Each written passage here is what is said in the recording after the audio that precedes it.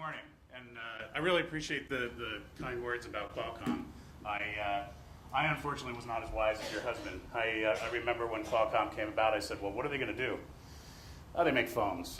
I said, oh, they'll never compete with Nokia and Motorola. So I didn't smarten up until 2002 when I finally accepted a job with them. And I joke that it's really the only company I would have picked up and moved my family for. When we were living in Ridgefield, and I'll give you the 2-second story about why I did that awful commute. And by the way, for 2 years after that, I did Ridgefield to Owings Mills, Maryland, back and forth for 2 years at the startup. I had moved from Boston to Connecticut to work for GE Capital, and my office was in Danbury. 3 months after, I lived with my in-laws in New Canaan for 3 months before we bought a house. A week later, my old boss from Bell Atlantic was named COO down in New Jersey and asked me to come back. So I pick up the phone and I call my wife, as we still have boxes in our garage in Ridgefield, and say, hey, how do you feel about moving back to New Jersey? And she said, GE Capital's moving you to New Jersey? And I said, no, Bell Atlantic is. She said, what the hell did you do? Which is why I commuted to New Jersey for a year and a half and did not move my family. We lived about 5 minutes from my in-laws. My wife is one of 5 kids. All her siblings are still in Connecticut. And then I did the startup, and same thing, I was flying so much it really didn't matter where I was, although I think I reached emperor status with Hilton that year for the 2 years that I did that. So then I get a call one day from a recruiter, actually a woman who had been at Motorola. Her husband had been president of Qualcomm years ago, and I'd known her forever. She said, I have a job at Qualcomm, and the person specifically asked me to find you because I'd kind of lost touch with them when I went to this startup. And I asked about the job, and I said, well, where is it? It's in San Diego. And I said, I'm from New Jersey. I grill meat and smoke cigars. I'd probably be better carrying a gun if I moved to California in terms of fitting in. So I said, I can't move. I'll think about someone I might know to take the job and call you back if I think of them. But long story short, I accepted it. I've been there 12 years. I miss the cold weather, although I bet you would all tell me not this winter. But I'm really intolerant of mosquitoes and humidity now after 12 years in California. So, honestly now, because it never offends me, how many of you know who Qualcomm is? That is a massive hit rate, and it's because of the nature of the audience.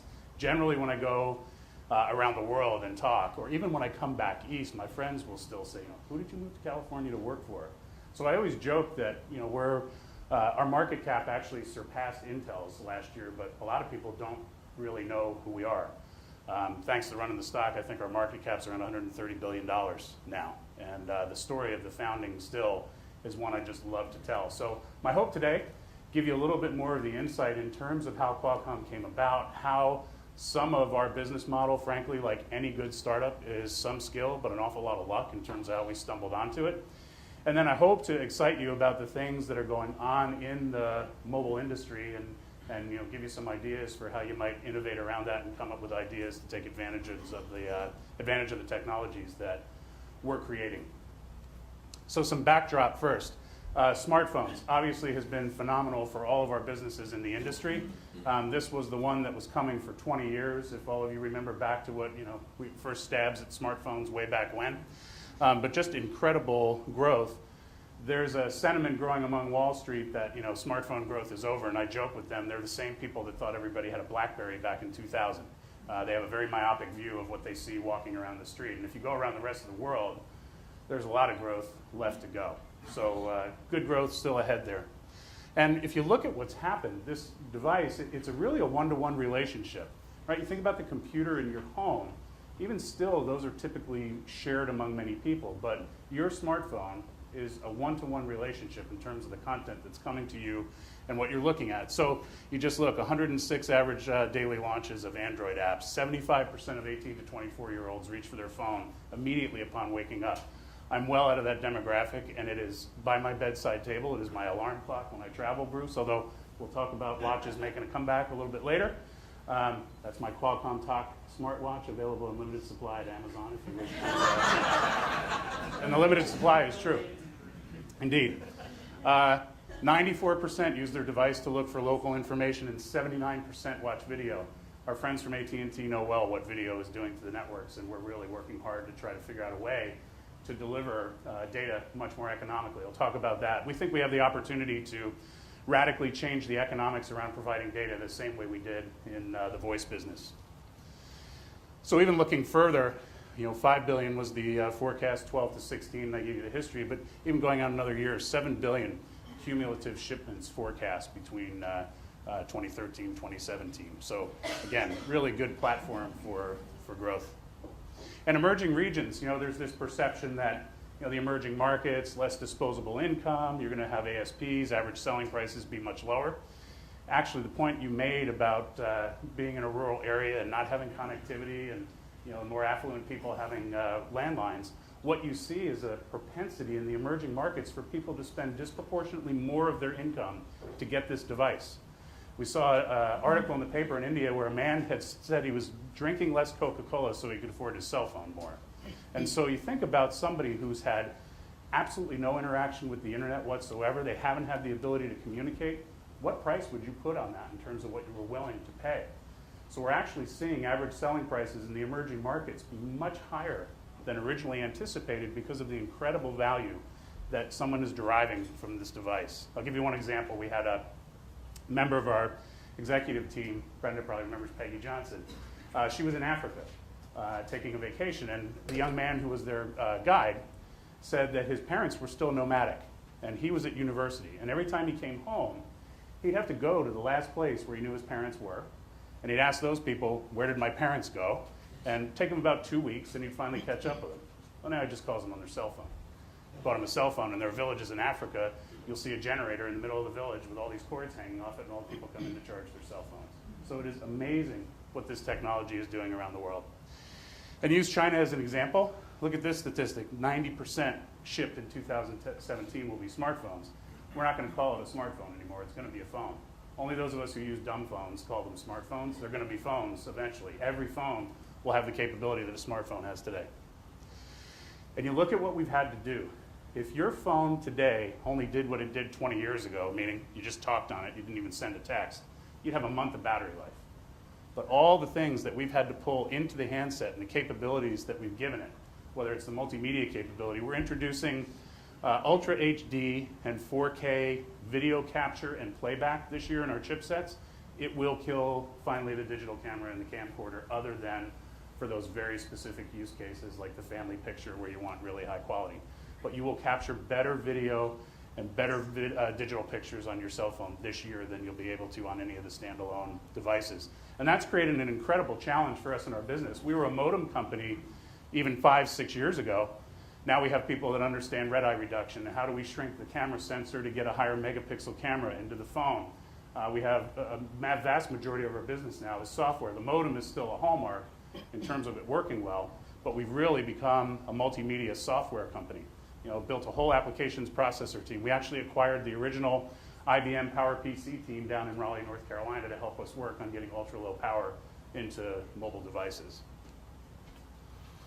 And I'm going to try to spend about 5 minutes on this, but sometimes I run over because I love the story. But just give you a bit of the background. So those 7 people came together in that den in San Diego, and our founder, Erwin Jacobs, was driving down the interstate from Los Angeles, and he thought about this spread spectrum technology that had been used predominantly by the military. Actually, during the war, Hedy Lamarr was actually instrumental in this kind of encoding and decoding technology. And he thought about, thinking he could adapt it for use in a terrestrial wireless system. And key point is that at the time, we were doubted. Not only doubted, but some very unkind things were said about the company. You'll probably remember, Brenda, that we were selling vaporware, that Erwin was a crackpot, and this would never work. And that is music to an entrepreneur's ears, right? Because it means you're greenfield and nobody else is going to come into space. So the company had to work very hard to pioneer the technology because the industry at the time had largely settled on how to move forth out of analog and into digital. So the original cellular licenses had been granted. There was no cost for them. We had an analog system. We ran out of capacity. There was a famous McKinsey study done when they were breaking up the Bell system. AT&T paid McKinsey to say, give us an idea of what this wireless stuff might look like in the year 2000. So McKinsey came back and they made a forecast for how many wireless subscribers would be in the United States in the year 2000. Any guesses? 900,000. Good guess. Anybody know what the real number was in 2000? 2 million. 109 million. So slight error on McKinsey's part. And the view was, therefore, I mean, AT&T relied on their consultant and said, well, these things are going to be worthless. Let's offer them up as part of the settlement to Judge Green as they're breaking up the Bell system. So 109 million in the year 2000. So what was the issue we were facing as that growth outpaced the original expectations was that we had an analog system that was getting constrained. We were running out of capacity. So we had to convert to digital. The industry had settled on something. Anybody remember the term TDMA and GSM? Those were kind of the ways we were going to move out of analog to digital. You got about a 3 times capacity gain by implementing those technologies, and really, frankly, no other benefits. Very, very low speed data eventually. So we come along with a better idea and we say, actually, we think we can get 8 to 10 times and eventually maybe 30 to 40 times the capacity over these analog systems. And in that 2G world, as we now call it, nobody knew what 1G and 2G was until somebody decided to define 3G. So 1G is kind of analog, 2G is the first digital, 3G was 144 kilobits per second minimum on the data link, and now we have 4G. So don't worry about all that, just that this was a major technology transition in the industry. So you had 3 large companies that basically dominated during that time, and not because they did anything inappropriate, just that they had the scale to do the investment that's required in this industry. So Nokia, Motorola, Ericsson really kind of owned that analog to digital. They owned the analog world, and they owned that analog to digital transition to GSM. So we had to start our own handset business, our own chipset business, and our own infrastructure business because nobody else would manufacture around this because they didn't believe in it. We felt like Preston Tucker, right? Having to build cars in a helicopter factory. And by the way, we ended up selling the handset business in 2001 to Kyocera. We sold the chipset business the infrastructure business to Ericsson in '99. We learned quickly that La Jolla, California was not going to be the low-cost manufacturing center of the world for handsets. But we proved the technology out. It ended up getting adopted, and therefore we wanted to get out of the way of the manufacturing base. We didn't want to be competing with those we were trying to enable. But during this process, an interesting thing happened. Thankfully, the company was capitalized early on by a little bit of venture capital, a couple of people locally in San Diego. Then we acquired a business called Omnitrax, which was the satellite-based tracking of long-haul trucks. That system's still in service today. Ironically, we just sold it last quarter. The deal closed. And that provided the cash flow for the research and development into CDMA. But eventually, that proved to not be enough. And we literally were at risk of shutting the doors. And the founders at the time said if Qualcomm was ever really successful, we might one day have 100 employees. So they wanted to keep this great idea going. So we had been granted approximately 50 patents at the time. And the legal department said, maybe we could go out, approach the industry, license a couple of the patents, get some incremental cash flow coming in to keep the company alive. When we approached those companies, they were actually ones who said, we know you're the only ones working on this. I frankly think they gave it virtually no chance of success. But they said, we don't ever want to deal with you again on patents, so just license them all to us. And that was the birth of our portfolio licensing program, where we now stopped counting. We had 84,000 patents filed globally. And that turned into this portfolio licensing approach, which you hear all of the things going on around patent reform, which all of you as innovators should actually be petrified of. Because our patent system in the US is getting vilified, and it is the system that is copied the most around the world. Don't worry about lawsuits around technology, is my view, because it just shows where success is going to be. There were 150 lawsuits around the sewing machine when it started for people all claiming patents. So big ideas create a lot of interest, creates a lot of competition for who thinks they're going to get paid on it. But that portfolio licensing approach is one where I always say, and it's maybe not the best example, but you think about a consumer's interaction with patents, and I think prescription drugs tend to be one that comes close to home for them, where all they know is when the generic becomes available, their cost drops dramatically. Well, if you look, Qualcomm's business model is really enabling that generic drug day one, because we didn't keep our patents to manufacture our own products. We licensed them broadly and on a proactive basis, so there's no risk of us knocking on someone's door one day and saying, we're suing you over our patents. We are rarely, if ever, on the offensive on that. We have more than 200 licensees for the patent portfolio today, and it's what funds our incredible ability to reinvest in research and development. And we actually pass out our inventions through that licensing program. So while other companies spend their R&D to advantage their own products, we spend our R&D to move an industry forward. And so last year we spent, approximately $5 billion in research and development, more than $25 billion over our history. And that moves the industry forward. So we're now getting called the Bell Labs of the wireless industry in terms of the impact that we've had. So that's the business model. It's about reinvestment. We kept the chipset business because we were good at it. Handsets and infrastructure, we were good enough at it, I'll say. And it's the path for our innovation to get to market. We now sell more than 1.5 million chipsets every day into the industry globally.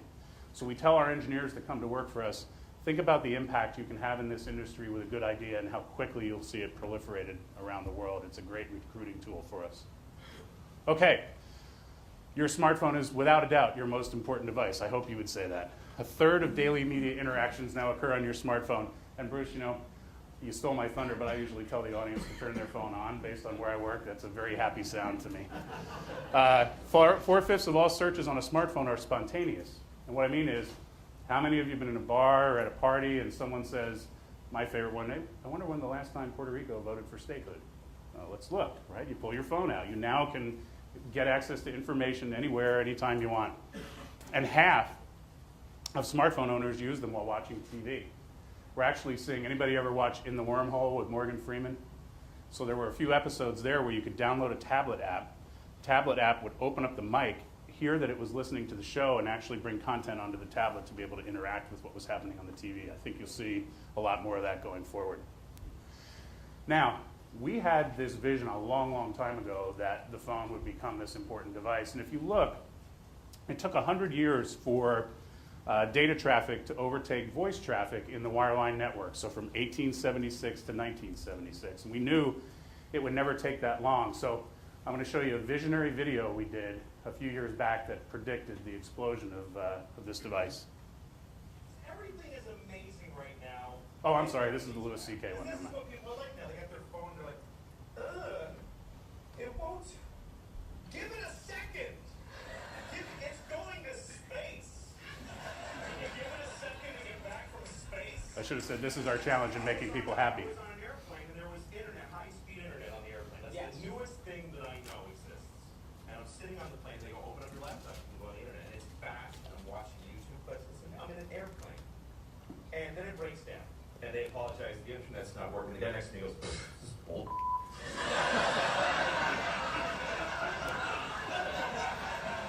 Like how quickly the world owes him something he knew existed only 10 seconds ago.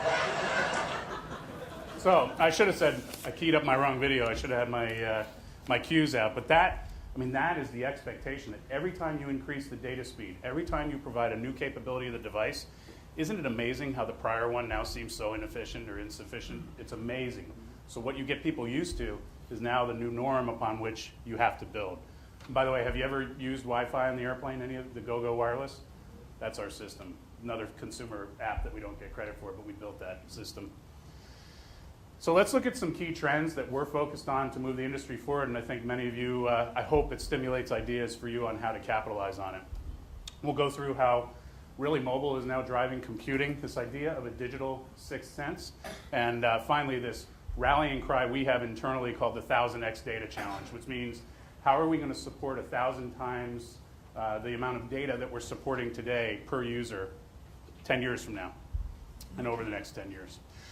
So if you look, mobile is now defining computing. A tablet is a large smartphone, not a shrunk down computer. And it's because the issues that we've had to deal with in wireless over the years, bandwidth constraints, portability, mobility, power issues, thermal issues. You know, you think about the computing mentality, it was all about driving processing power, regardless of battery life and other things, because most of the time your computer is sitting plugged into an electrical outlet with a big broadband connection coming in the back, and that is not the mobile environment. I always said if our mobile PCs performed the way our phones, or if our phones performed the way a mobile PC did, we'd throw them out the window, right? Battery life, they get hot in your hand. And fortunately for us, a lot of our competitors trying to enter the chipset space from the computing space had brought that mentality with them. So we did a viral video where we put saran wrap over a phone with our chip, and we took our competitor's chip and put pats of butter on each one of them. You can just watch the butter grind down on the back of the phone with one of our competitor's chips because it was generating so much thermal heat because it was all about cranking the processor. And in mobile, It's about the whole solution. It's about having processing power while preserving battery, while not generating a lot of heat, so it wears out the product. So it's a really, really elegant balance that you have to strike between the different technologies you're incorporating. And the developer community is absolutely developing for mobile first now, not developing for the desktop. So that is the way of the future. I don't think there's a debate on it anymore. That's the pace that's been set. And so what we did to capitalize on that, we actually drove this with a device we called Snapdragon. Snap for fast and Dragon for fierce. I know it's a flower. That came out of the marketing business and the chip business, and much to my objection, we settled there. I always said, well, what's the follow-on? You know, tulip, or what are we going to do? But when we first created this chip, I would have told you it would have gone into everything but a phone, because we hadn't yet hit this smartphone revolution. So it was going to be the device for us that was going to go into, you know, eventually computing devices, tablets, maybe into a camera. But what happened was we created a part that was so power efficient, so small, that we could put all this capability into a handset. So now you look this year, we, as I mentioned, quad-core chip, 2.5 gigahertz, Ultra HD, 4K. I mean, it's unbelievable what's going into your phone now. I think there's more processing power in a cell phone than the Apollo 13 launch is where we are at this point. So that is the product, and we're seeing it in everything from a smartphone all the way up to a smart TV and everything in between, and that's just been an incredible growth opportunity for us. And again, I think one for all of you, because the application ecosystem now needs to run across all those different screens. One of the other things we're looking at is the idea for your phone to have this digital sixth sense, that your phone can really be an extension of you. One of the first ways we demonstrated a couple of years ago was through augmented reality. So the way most of you probably got introduced to it was by John Madden. Remember, he used to scribble all over the screen, and we got the first down marker in football. They tried the blue dot on Fox in hockey for a while, but it was a dismal failure. I think it was, you know, giving people headaches watching that thing zip across the screen. But the idea is that you're overlaying digital content on the physical world. So if you look, well, we're using the phone as a viewfinder. We process 30 frames per second, so when I invoke an application that takes advantage of augmented reality, I'm using the camera. So it's vision-based, not location-based, which is a lot of what you saw roll out first. But my phone is actually seeing a target and processing it at 30 frames per second. So why, when I go to Japan and I don't know the language, I know how to say hello and beer in about 20 languages, but that's it, and I find I make friends quickly with that. But I know French, which hasn't helped me much. But why shouldn't I be able to hold my phone up and just have it translate for me automatically? So I'm going to give you some examples here of actual applications that people have built. This is an open source software development kit we created, so there's no charge to use it. And application developers can pull this capability into their app and have augmented reality be part of it. I think you'll actually recognize some pretty big brands that have taken advantage of it.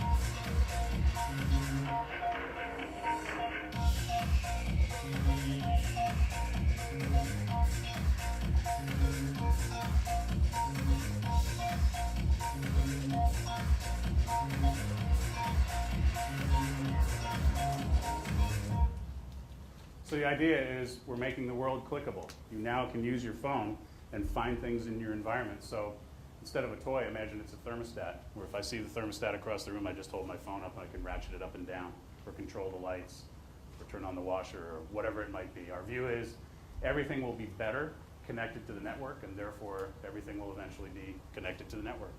So your digital sixth sense, and when I give this part of the talk, I always say everybody has what I would call their own individual creepy line, and I'm probably going to cross yours at some point, but just hold on with me because there's comfort at the end of the tunnel in this discussion. So you think about your phone's with you all the time. Any people ever take advantage of mapping or GPS on your handset? Show of hands. Yeah, so I know where you are, and I know if you're moving, right? And I know where you've been, and I know where you're going. So can we use that information to help you discover things so that rather than having to search on your phone or do things, that it can become this digital sixth sense and just provide things for you based on context. So it'll discover things that are relevant. It'll sense things in the environment, be it a local service or, again, that ability to control something. It'll learn what you like. It'll learn what you don't like. It'll filter out the irrelevant, therefore. That's always been the fear around mobile marketing, is that you just get bombarded with text messages, which I think, thank God, is why it hasn't happened, is marketers have been smart and realized that if they did that, it would be a dismal failure. It knows you, and it knows what's around you, and it interacts with your surroundings, right? My phone knows an awful lot about me. It knows my commute. It knows where I live, frankly, because it sees me do this every day. It knows where I stop off on the way to work. So imagine if we could take those capabilities into context and provide you these incredible services. So the best example I can think of, do you all get the envelope in the mail once a month, blue envelope that has all the coupons in it, right? Any of you use them? I do. I use one, dry cleaner. And other than that, I don't need my driveway sealed every month. I don't need blinds every month. I don't need return address labels every month. So I find that intrusive. It is a fire-hosing marketing technique with absolutely no intelligence about me, and they're putting so much garbage in there because they hope on a hit rate basis that I might use one of them. But if we take a digital version of that and envision opening a digital version of that envelope, and what if every one that you took out was highly relevant to you? What if it was, that's where I buy my groceries. That's where I get my coffee every day. That's where I buy my gasoline. That's the supermarket I use. That's the brand I use within the supermarket. Is that a major intrusion of your privacy, or is it going to be one of the greatest things you've ever used? Now, the key is the system we built to do this is a contextual marketing platform. First thing we did was get it trustee certified. We store the data on the handset rather than in the cloud because we believe a consumer will be much more comfortable knowing that my data is here, not somewhere up there for somebody to mine.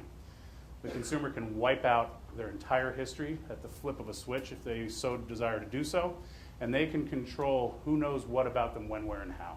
And we think that's the key to this taking off. So if I go on vacation somewhere, I may not want to be broadcasting out all the things I like because I just want to sit by the pool. So don't start sending me offers for the store down the street. But when I walk into my supermarket, or better yet, when I input my shopping list at home and my phone breaks the geofence of the supermarket and my supermarket takes over the phone and leads me to in-aisle navigation to every single item on my shopping list, I think that's pretty cool, not an invasion of my privacy.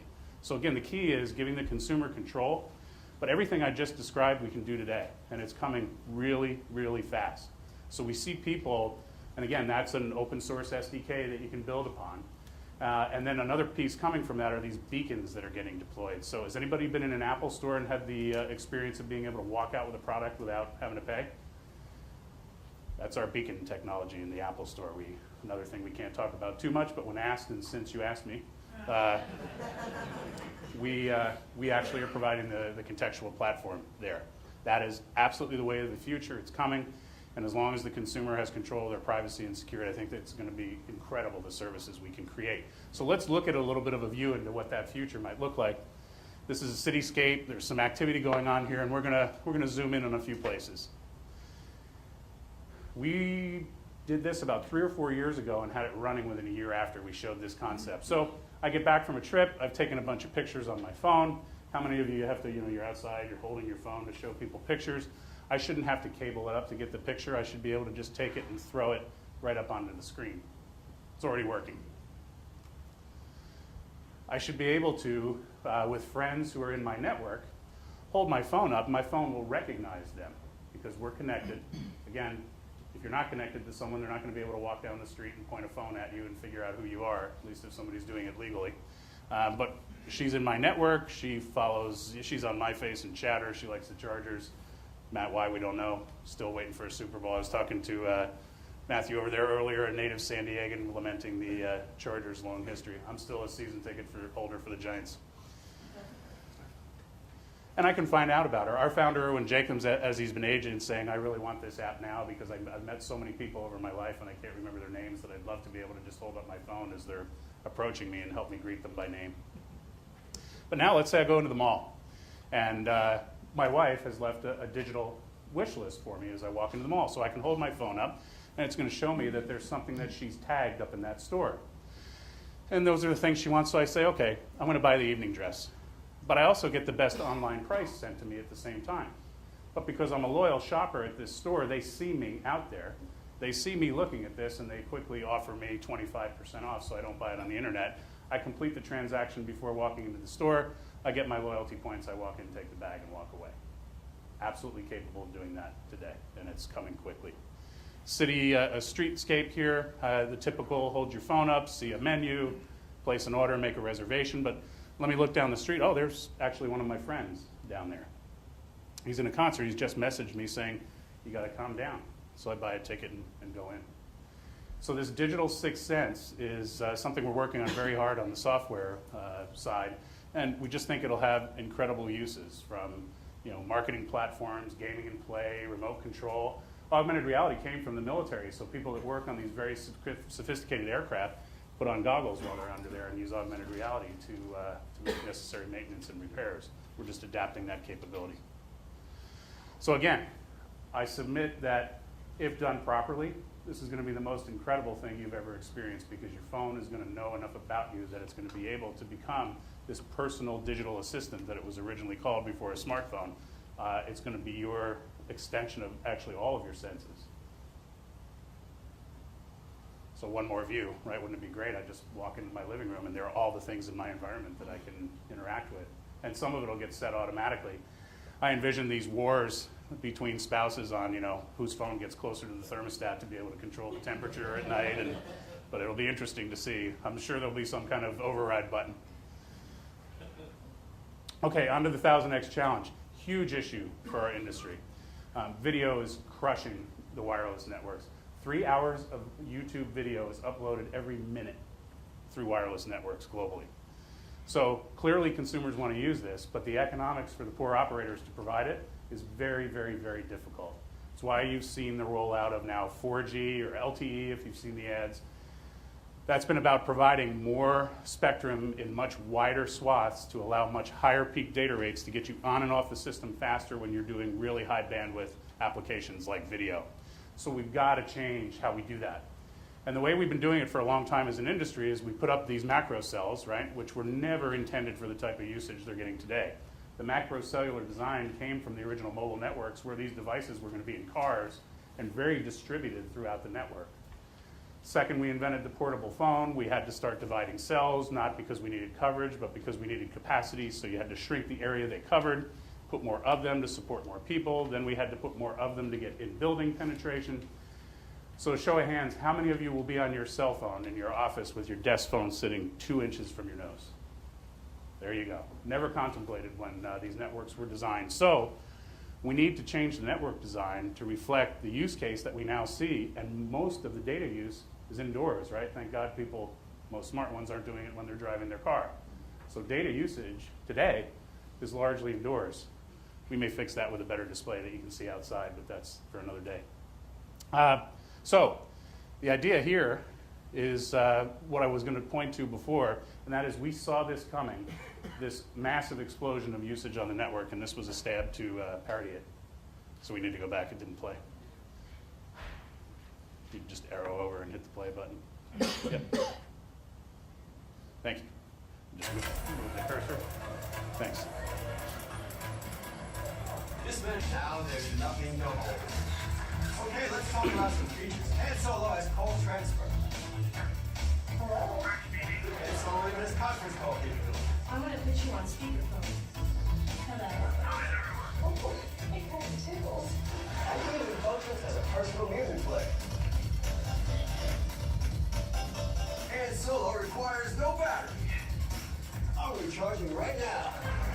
Yeah, Han Solo. Let your fingers and the talk table. Han Solo is great for important calls. Everything's gonna be okay. Solo is waterproof.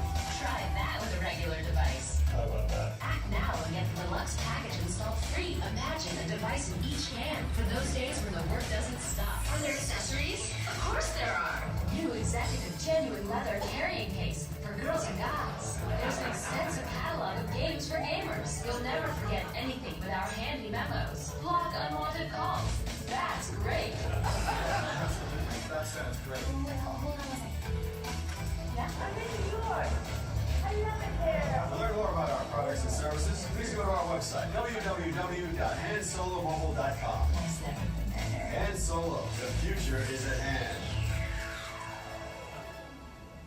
When I had the marketing department, that was the first viral video we did on April Fool's Day, so I decided to bring it back given the proximity to it. But if you're an old telco guy, let your fingers do the talking. I mean, that warms my heart from the old Yellow Pages ads. I snuck that one in there, and everybody in my department was like, what is that? I go, you're too young, just don't worry about it. This will make some people in the older generation get this too. It'll work for both, trust me. So, I mean, we saw that mass explosion coming. So this 1000x data challenge, what we're gonna do, you have a broadband modem in your house, right? Provides you Wi-Fi. You're going to have a device in your house that's going to provide you the cellular protocols as well eventually.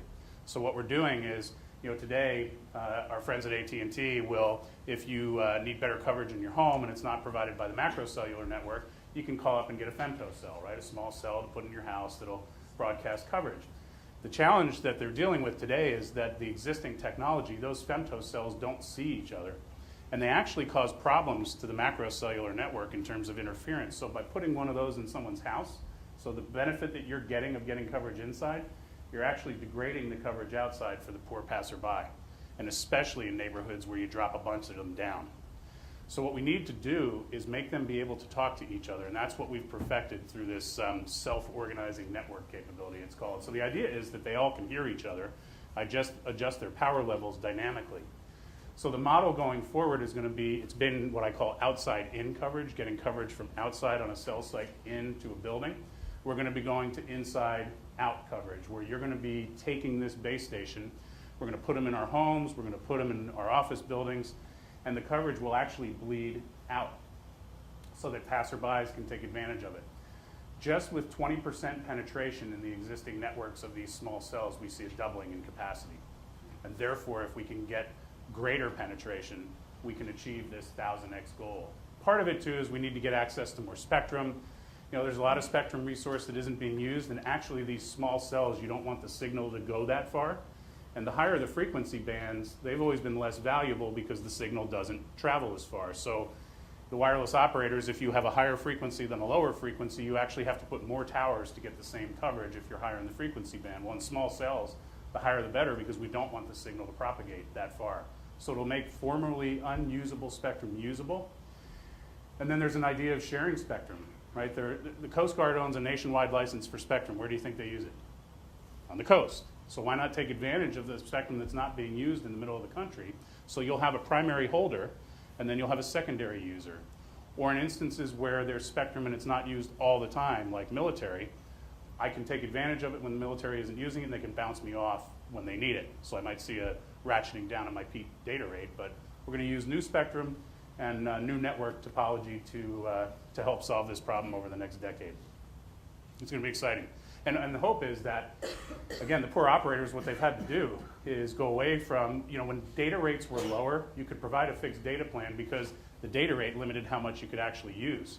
Now you look at the speeds that are being generated with LTE, video is no problem. So we're crushing the network, so they've had to go back to variably priced rate plans to protect the integrity of the network. Our goal is to help change the economics to make it radically inexpensive to provide capacity in the network. The industry's studied it forever, but I mean, it's to say you have a Wi-Fi signal going around your house, so actually this will be much lower power. The closer your phone is to a base station, the lower it has to transmit at.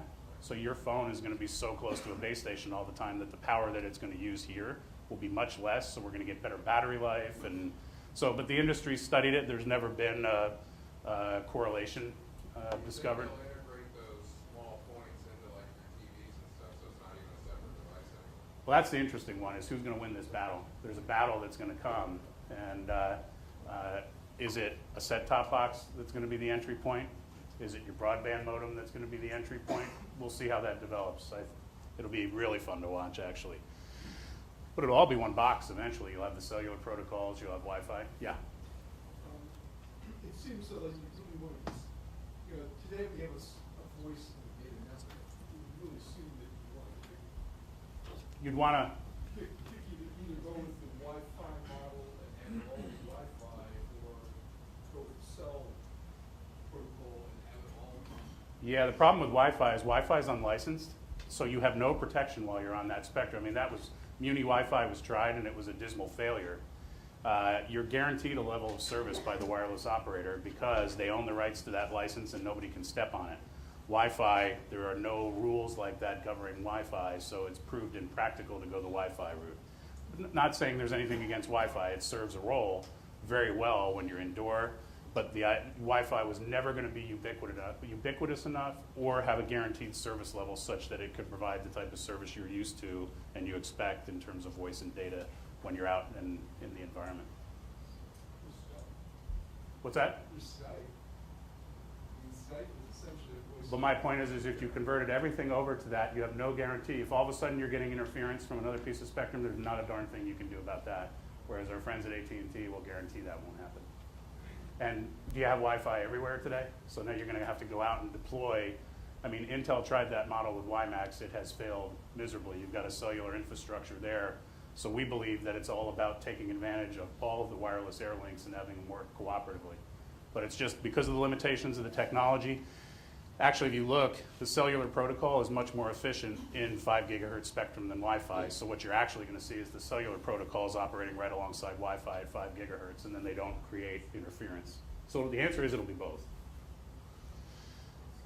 Okay, so the Internet of Everything, overused term, probably over the last 2 years now, Internet of Things, Internet of Everything, but it's coming. I'll give you one example. I used this and I got killed by an audience of reporters on Twitter when I gave it, but I still think it's a good example, so I'm going to try it here.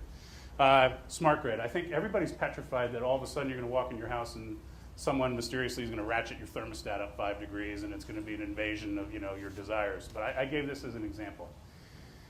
San Diego County is very unique on the electric grid in that it's called a peninsula. Right? We have the ocean to the west, Mexico to the south. So we're in this corner of the country where we don't have the redundancy that a utility might in the middle of the country. So San Diego Gas and Electric has had to do a lot of creative things to provide reliable power. It's one of the things about living in California. My power's gone out once in 12 years, and it was like hysteria. The people were finding assistant bays with food and thinking, that this was the end of the world. I'm like, guys, we lost our power once a week with a thunderstorm back east. Get out Monopoly, get your best steak out of the freezer and cook it on the grill. It'll be fine. The power will be back on tomorrow. So what's our goal in San Diego is always to reduce peak utilization of the grid, right? What are the things we can do? I just got photovoltaic solar turned on in my house a week ago. My meter started spinning backwards, so I'll have absolutely no electric bill. How many of you own more than one refrigerator? More than 2? More than 3? I have a wine fridge and I have beer on tap, so I have 4.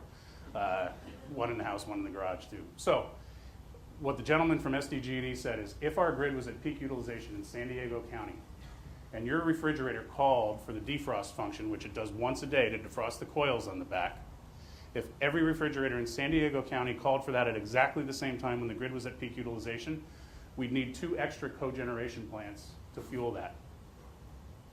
So and that is purely set by when you plug your refrigerator into the wall, that starts the timer forever on when it's going to do it.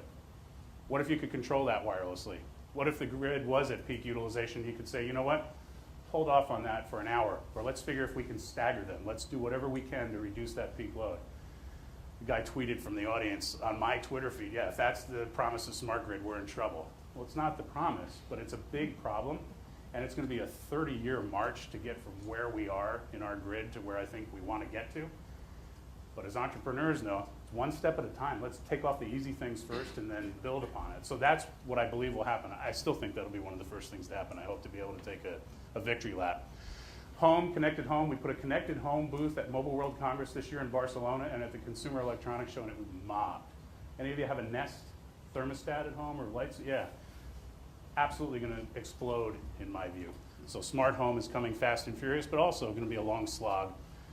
Automotive, you're starting to see LTE creep into, Audi's made an announcement, GM, BMW, but you're going to start to see more content come into the car. We announced our first chipset that will actually start driving some of the navigation and multimedia capabilities.